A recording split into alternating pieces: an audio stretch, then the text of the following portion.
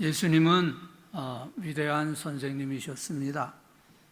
예수님은 역사상 가장 훌륭한 교사였다고 할 수 있습니다. 예수님의 가르치는 내용이나 가르치는 방법이 그 누구보다도 훌륭한 그런 위대한 교사이셨습니다. 역사상 예수님보다 더 위대한 스토리텔러는 없다고 할 수 있습니다. 예수님 말씀하시면 너무나 쉽게, 너무나 잘 이해할 수 있게 말씀하셨고요. 또 예수님은 아주 가장 훌륭한 설교자이셨습니다. 예수님의 산상수훈을 많은 사람들은 역사상 가장 위대한 설교이다.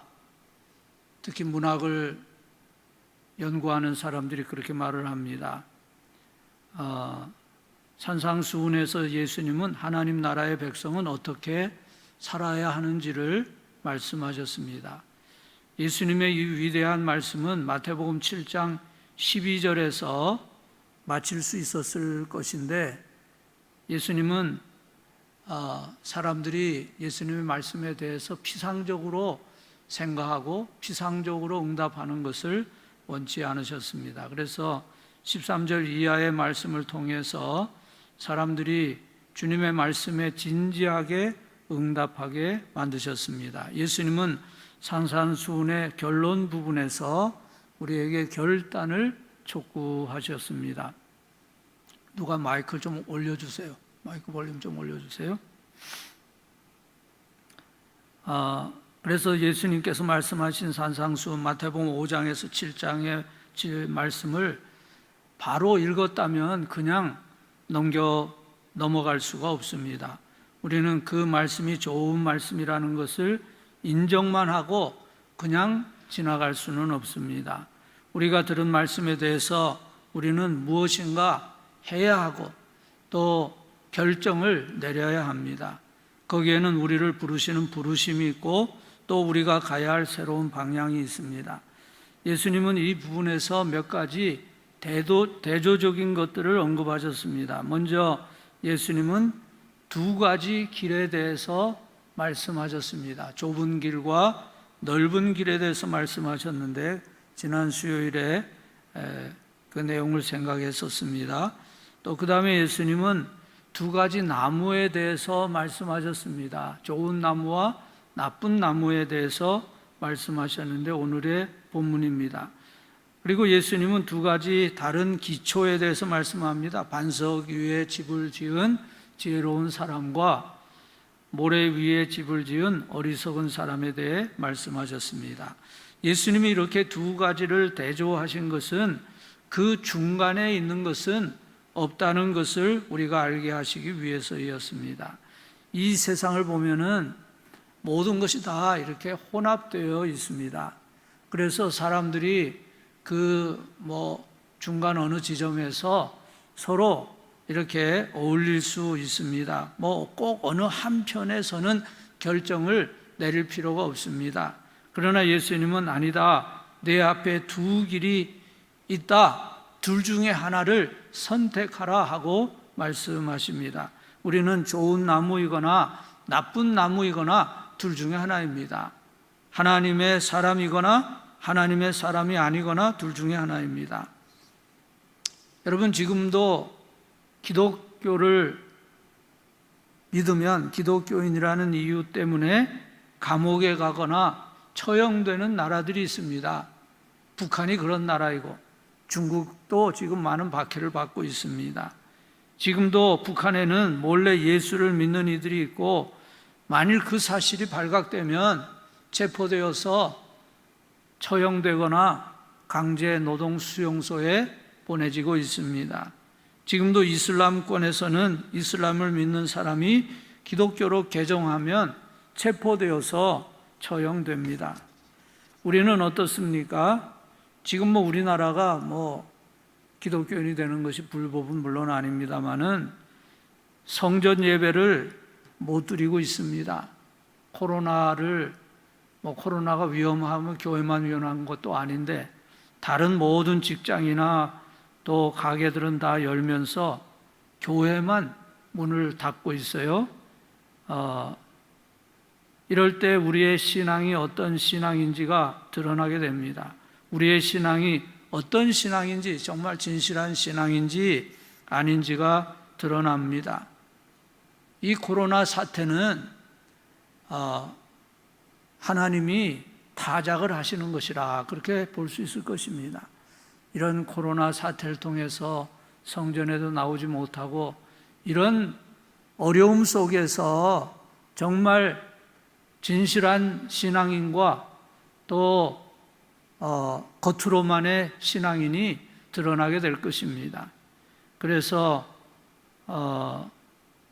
정말 알곡 신앙인은 알곡 신앙인으로 나타날 것이고 죽정이 그리스도인은 죽정이 그리스도인으로 결국은 신앙에서 떨어지게 될 것입니다. 교회도 마찬가지예요. 이런 시련 속에서 정말 알곡과 같은 교회, 하나님이 기뻐하시는 교회는 드러날 것이고 또 그렇지 못한 교회는 여러 가지 어려움을 겪게 될 것입니다.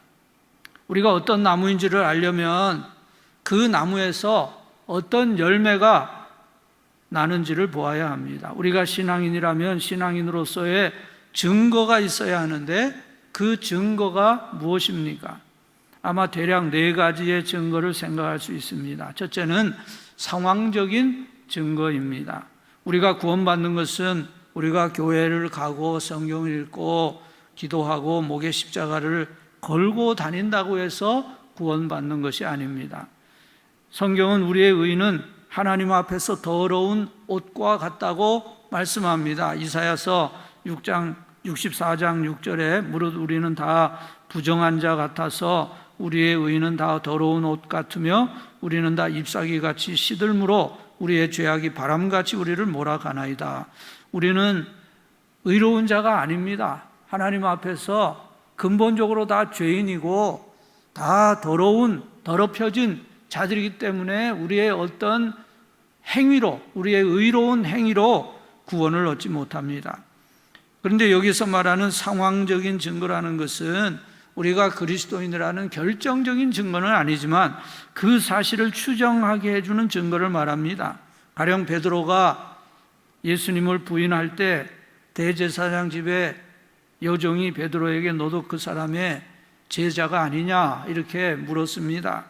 베드로는 아니라고 했지만 다른 사람들도 베드로를 알아보고 내가 그 사람과 동산에 있는 것을 내가 보았다 그렇게 말하기도 합니다. 베드로는 그 사실도 부인했습니다. 그때 베드로가 예수님의 제자라는 상황적인 증거가 드러나고 있었습니다. 그러나 그때 베드로의 모습을 보면 그리스도의 제자가 아니었습니다. 우리가 신앙인이 되면 어떤 상황적인 증거가 나타나게 될 것입니다. 우리가 구원을 받았다면 우리 마음이 변화되고 우리의 삶에서 신앙적인 영적인 열매가 나타나게 될 것입니다. 그리고 두 번째로는 증인들의 증거가 있게 됩니다. 증인은 보고 들은 대로 말하는 사람입니다. 증인은 자기의 의견을 말하거나 자기가 느낀 점을 말하는 사람이 아니라 자기가 본 그대로 말하는 사람입니다. 북한에서는 극동방송이나 또 아니면 중국에서나 여러 가지 경로를 통해서 신앙을 가진 사람들이 이제 생겨나면 그 사람이 몰래 신앙생활을 하고 또는 가족이나 주변의 몇몇 사람과 함께 지하교회를 이루어서 신앙생활을 합니다. 그런데 그런 어떤 것이 이제 발각이 되거나 또 주변에 있는 사람이 고발을 하면 어떻게 합니까? 그렇게 하면 몰래 수사를 합니다. 몰래 이제 사람을 붙여서 알아보게 합니다. 근데 금방 이렇게 하는 게 아니라 몇 개월 또는 1년 이렇게 다 알아봐요. 그래서 이제 전모를 다 파악한 다음에는 공개적으로 이제 사람들을 체포하기 시작하는 거죠. 그래서 혐의가 있는 사람의 가족, 자녀, 또 부모, 또는 친척, 친구, 이웃, 그 주변에 있는 모든 사람들을 다 증인으로 세웁니다. 그러면 그 사람 한 사람뿐만 아니라 그 주변에 있는 사람들의 어떤 신앙이나 태도가 다 이제 드러나게 되고 또 드러낼 수밖에 없게 돼요. 그래서 그것에 의해서 공개 재판을 하고 기독교 신앙을 가진 사람은 처형하거나 강제 노동 수용소로 보내게 됩니다. 오늘 우리는 어떻습니까? 우리 주변에 있는 우리의 가족이나 친구들이나 동료들이 우리를 볼 때 저 사람은 정말 그리스도인이다, 진짜 백이 그리스도인이다 그렇게 증거하겠습니까? 아니면 그 사람들이 생각할 때 저 사람이 신앙이 있는지 아닌지 잘 모르겠다 그렇게 증언하겠습니까? 위에 두 가지 증거, 상황적인 증거나 증인들에 의한 증거는 우리 주변에 있는 사람들에 의해 알 수 있는 증거입니다. 그러나 다음에 두 가지 증거는 오직 하나님만이 아실 수 있는 증거이고 우리가 마지막으로 하나님의 심판대 앞에 설 때 분명히 드러날 증거입니다. 그래서 세 번째 우리가 그리스도인인지를 알 수 있는 증거는 우리 마음의 동기입니다. 마음의 동기입니다. 마지막 날이 되면 우리가 무엇을 했느냐 하는 것과 함께 그 일을 한 동기가 무엇인지가 드러나게 될 것입니다.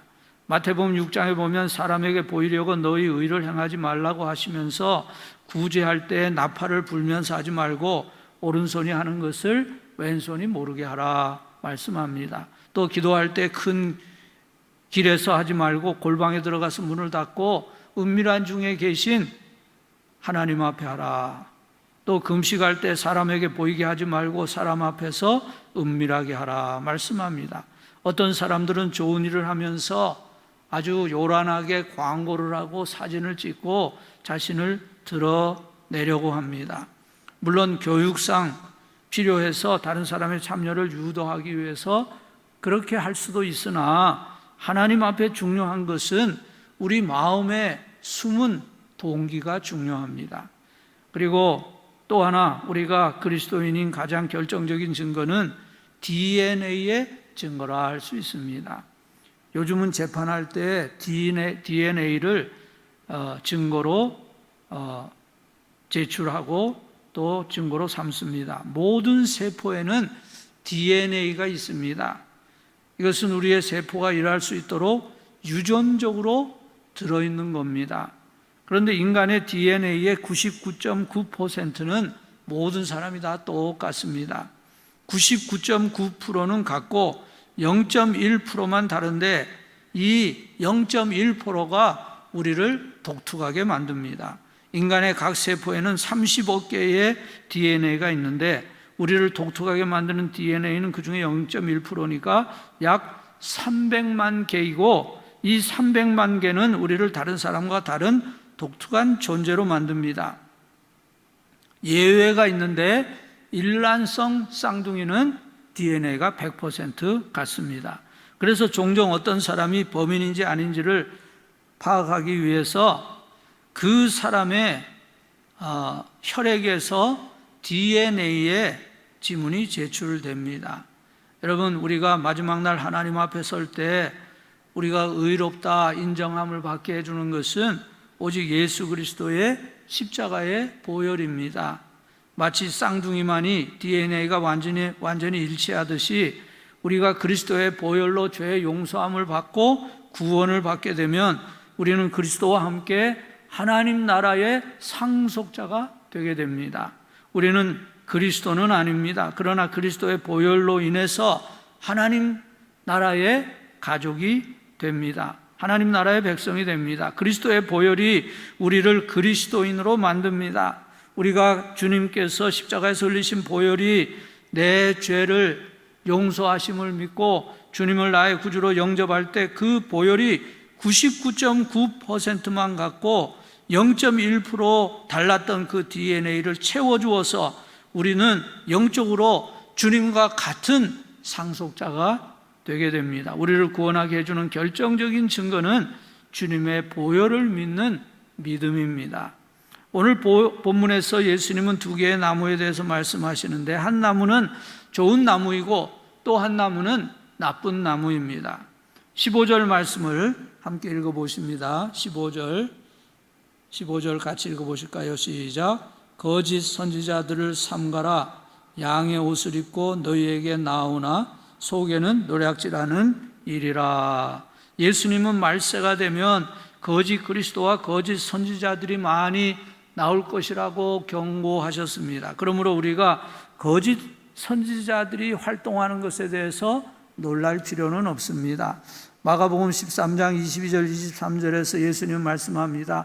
거짓 그리스도들과 거짓 선지자들이 일어나서 이적과 기사를 행하여 할 수만 있으면 택하신 자들을 미혹하려 하리라. 너희는 삼가라. 내가 모든 일을 너희에게 미리 말하였느니라. 예수님은 마지막 때가 될수록 거짓 선지자들의 속임수가 더 점점 놀라울 것이다 말씀합니다. 거짓된 무리가 믿는 성도들 사이에 들어와서 놀라운 일이 일어난 증거를 보이면서 택하신 성도들을 미혹할 것이라고 말씀하셨습니다. 사도행전 20장에 보면은 사도 바울이 에베소 교회 장로들과 마지막 눈물의 작별을 하면서 자신이 떠난 이후에 거짓 선지자들이 들어올 것을 조심하라고 말합니다. 사도 바울은 이렇게 말했습니다. 내가 떠난 후에 사나운 이리가 여러분에게 들어와서 그 양떼들을 아끼지 아니하며 또한 여러분 중에서도 제자들을 끌어 자기를 따르게 하려고 어그러진 말을 하는 사람들이 일어날 줄을 내가 아노라. 사도 바울은 밖에서 교회로 이리가 들어올 뿐 아니라 또 교회 안에서도 다른 성도들을 미혹하는 자들이 나타나서 교회를 어지럽힐 것이라고 말씀했습니다. 처음 신앙생활을 하는 이들은 교회에 이리가 있다 하는 말씀을 이상하게 생각하게 될 것입니다. 생각할 수밖에 없을 거예요. 그러나 교회에도 이리가 있을 수 있습니다. 말씀을 전하는 이 중에도 이리가 있을 수 있습니다. 고린도후서 11장에 보면 사도 바울이 거짓 사도에 대해 경계하는 말씀을 하면서 자기를 그리스도의 사도로 가장하는 자들이 있는데 이것은 이상한 일이 아니니라. 사탄도 자기를 광명의 천사로 가장하나니 그러므로 사탄의 일꾼들도 자기를 의의 일꾼으로 가장하는 것이 대단한 일이 아니니라. 그들의 마지막은 그 행위대로 되리라고 말씀합니다. 여러분, 사탄이 우리에게 올 때 무슨 아주 무서운 그런 마귀의 모습, 흑혈기의 모습으로 오는 것이 아닙니다. 천사로, 아주 광명한 천사로 가장하고 온다고 말씀합니다. 그래서 구별하기가 참 어렵습니다. 특히 말세에는 거짓 그리스도, 거짓 선지자가 많이 나타난다 하신 말씀처럼 기독교 이단들이 많이 나타납니다. 그런 잘못된 가르침을 따라가면 안 됩니다. 천사로 가장하고 있어서 아주 좋은 것 같고 맞는 것 같지만 그들을 따라가면 그들이 멸망할 때 함께 멸망하게 됩니다. 어떻게 거짓 선지자를 알 수 있습니까? 먼저 그들의 교리를 보아야 합니다. 그들은 지난 2000년간 교회가 간직해온 건전한 교리를 받아들이지 않습니다. 그들은 성경 전체를 가르치지 않습니다. 그들이 성경을 말하기는 하는데 성경의 어느 부분만을 말합니다. 자기들의 주장을 뒷받침하기 위한 구절들만 강조합니다. 그리고 그들의 가르침은 독단적입니다. 교주의 가르침에 대해 아무도 논쟁하지 못합니다. 그래서 성경 자체에서 진리가 만들어지는 것이 아니라 교주의 가르침에 따라서 성경이 해석됩니다. 그리고 그 가르침은 사람들이 듣기 좋아하는 말, 사람들이 원하는 말입니다. 우리 교회에서는 매일 성경을 차례로 통독하고 있습니다. 지난 몇 년 동안 1년에 한 번씩 성경을 통독하고 있습니다. 또 수요 강해도 신약에서 한 번, 구약에서 한 번 번갈아 가면서 성경을 한 장씩 또는 몇 절씩 이렇게 차례로 강해하니까 성경에 나와 있는 모든 말씀을 다 생각하게 되고 해석하게 되는 거예요. 그냥 어떤 특정한 어떤 교주나 어떤 몇몇 사람들이 생각한 그 구절만을 엮어가지고 그것이 성경 전체인 것처럼 이렇게 얘기할 수가 없어요. 성경을 한 절 한 절 다 강의하다 보면은 성경 전체의 그런 뜻을 생각하게 되는 겁니다. 그래서 우리가 성경 전체가 주시는 말씀을 잘 이해하는 것이 매우 중요합니다. 그래서 거짓 선지자는 첫째로는 그들의 교리를 보아야 되고요. 두 번째는 그들의 인격을 보아야 합니다. 지금 시대는 이미지의 시대입니다. 그래서 사람들이 자신의 결점을 감추고 가면을 씁니다. 여러 가지 외모를 좋게 하고 몸무게를 줄이고 머리 염색을 하고 자기 이미지를 좋게 만들고 나오면은 사람들이 그 사람의 참 모습을 잘 알지 못하게 됩니다. TV에 보면은 진실 게임이라는 것이 종종 있잖아요. 그래서 사실은 아닌데 어떤 직업이다 또는 어떤 사람이다 이렇게 이제 진짜일 수도 있고 가짜일 수도 있고 그런 사람들이 나와서 자기가 이제 그런 사람인 것처럼 가정하면은 그 출연자들이 이제 판정단들이 그 출연자를 질문도 하고 이렇게 하면서 그 사람이 정말 그런 사람 그 사람인지 또 사실은 아닌지를 이제 판정하게 되는 거죠. 그래서 진실이 드러나게 되는 게임입니다. 여러분, 거짓 선지자는 결국에는 그 인격이 드러나게 됩니다. 사람의 행위는 그 사람의 신념에서 나오는 겁니다. 어떤 사람이 어떤 행동을 하는 것은 그 사람의 신념 또는 신앙에서 나오는 것이기 때문에 행동은 이렇게 하는데 믿는 것은 저렇게 믿는다. 이것은 있을 수가 없다는 거예요. 그래서 우리가 믿는 대로 행동하게 되어 있습니다. 우리가 믿는 교리가 우리의 삶을 만들어 갑니다. 그래서 사람이 잘못된 것을 믿으면 그 사람의 삶도 잘못되게 됩니다. 그러므로 신약 성경에서 거짓 선지자에 대해서 언급할 때마다 그들의 잘못된 삶의 모습에 대해서 언급하고 있습니다. 여러분, 우리가 영적인 지도자로서 자격이 있는지를 알려면 우리가 믿고 가르치는 대로 살고 있는가 하는 것을 보아야 합니다. 물론 우리는 다 불완전한 인간이기 때문에 우리가 믿는 대로 또는 가르치는 대로 다 행하지 못하는 것이 너무 많습니다. 그러나 정말 그 가운데서도 가장 중요한 진리를 내 삶의 모습이 어기고 있다면 그 사람은 영적 지도자라 할 수가 없는 겁니다. 그것이 사도 바울이 두려워한 것이기도 합니다. 그는 다른 사람을 가르치고서 자신은 하나님에게서 버림을 받을까 두려워했습니다. 우리가 정말 하나님 앞에서 진실되게 내 모습을 평가한다면, 돌아본다면 이런 사도 바울의 두려움을 우리는 가질 수밖에 없어요. 하나님 앞에서 다 온전하지 못한 우리의 신앙과 또 우리의 삶이 일치하지 못하는 점이 있기 때문에 그런 두려움을 우리가 가질 수밖에 없습니다. 그런데 거짓 선지자는 완전히 광명한 천사를 가장하고 나타나지만 그 속에는 이리가 있다고 하는 겁니다. 좋은 이미지를 보여줍니다. 양의 옷을 입고 나타납니다. 그러나 그 속에는 노략질하는 이리가 있기 때문에 결국에는 드러나게 됩니다. 그러므로 우리는 그들의 인격을 잘 살펴보아야 합니다. 공산주의자들이 침투할 때에 절대로 처음부터 정체를 밝히지 않습니다. 자기가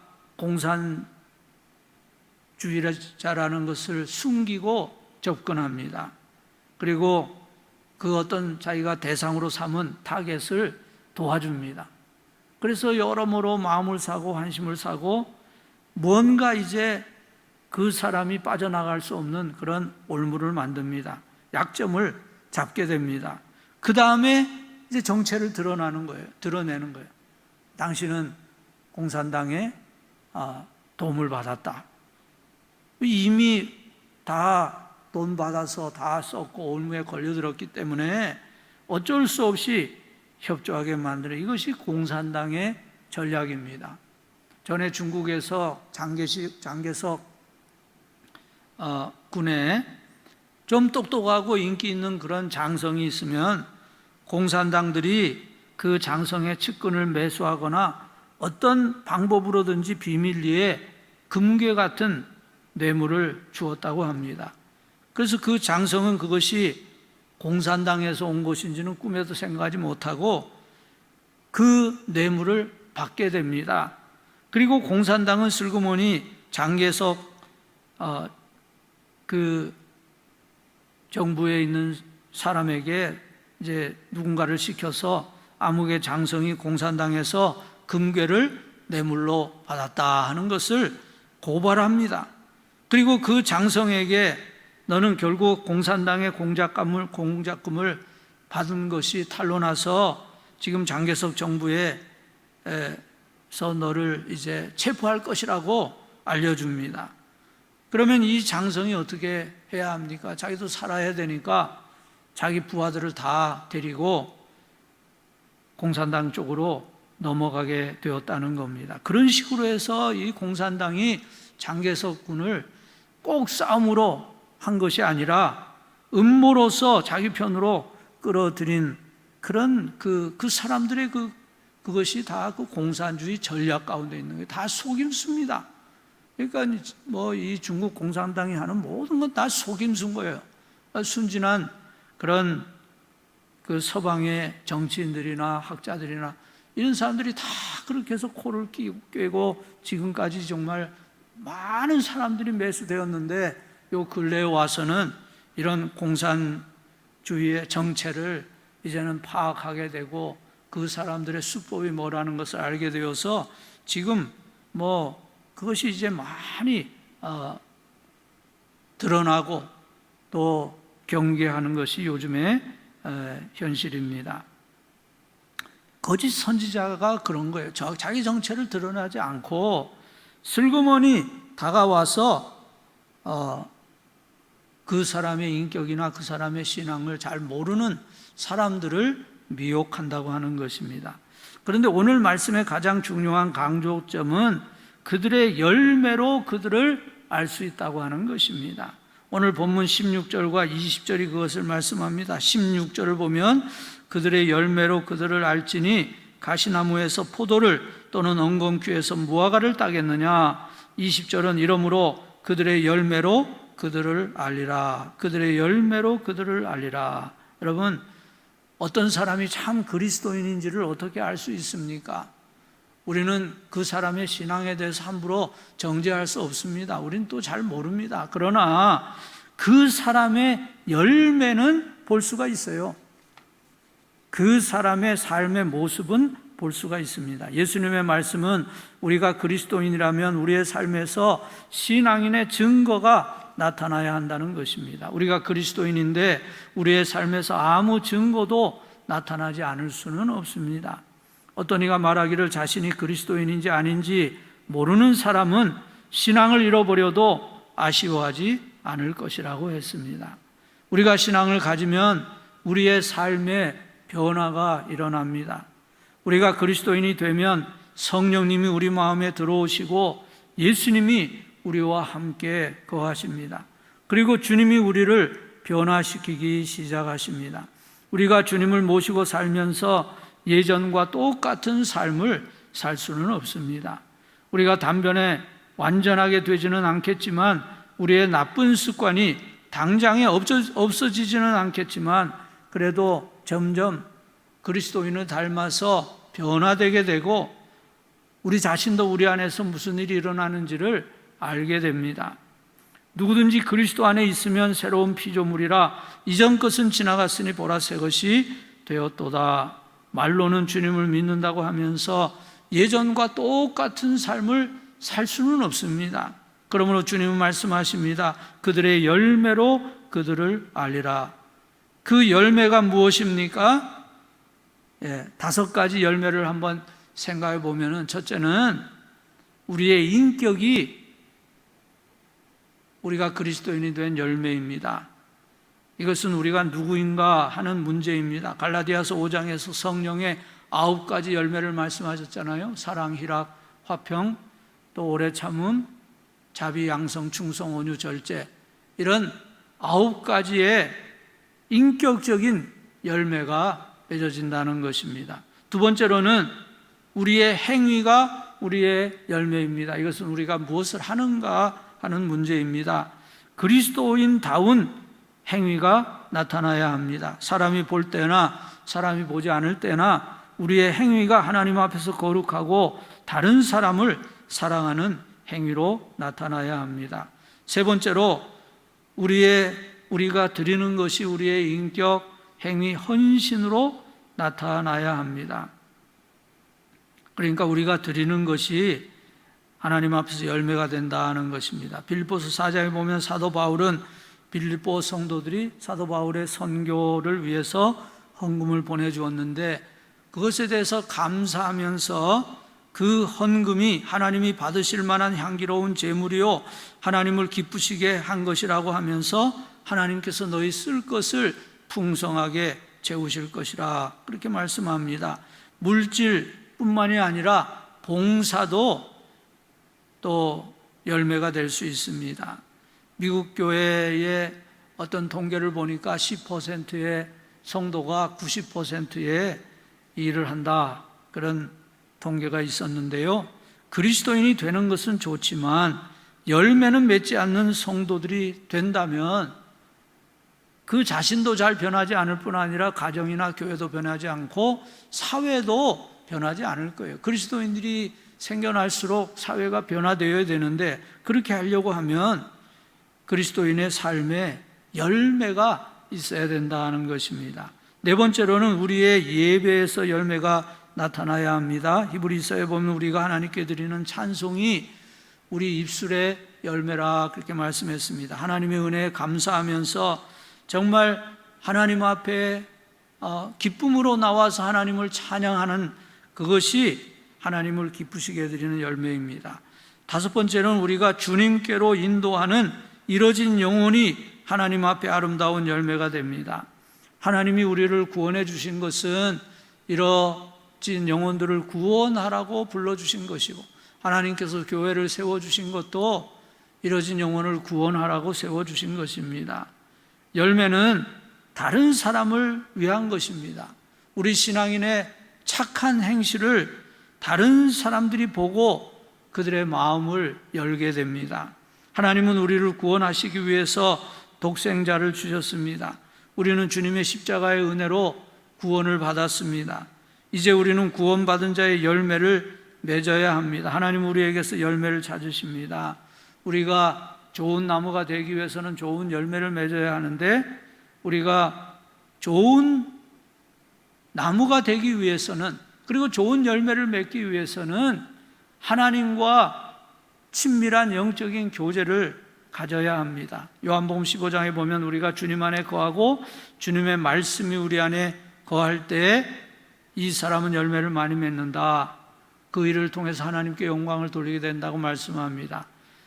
성도 여러분이 앞으로 여러분의 남은 인생에서 많은 열매를 맺으시기를 바랍니다. 성령의 열매, 헌신의 열매, 입술의 열매, 찬송의 열매, 영혼의 열매인 전도의 열매를 많이 맺는 하나님의 사람 되어서 하나님 앞에 설 때 칭찬받고 큰 상급을 받는 저와 여러분 될 수 있기를 주님의 이름으로 축복합니다.